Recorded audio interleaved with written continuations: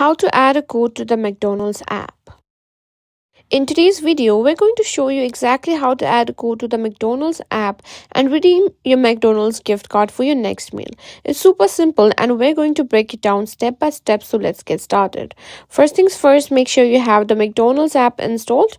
Once you've got the app installed, open it up and simply create your account.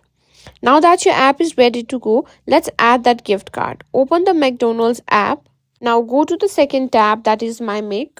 Here you can see the QR code of the app. Simply what you need to do is when you select a payment method, simply enter your gift card code on gift card. The code is usually on the back of the physical card or in the email if it's a digital card, or you can also enter your own code as well. Simply enter the code carefully and tap Add Gift Card. If the code is valid, the balance will be applied to your McDonald's account, and that's it. You've added the gift card code to your McDonald's app.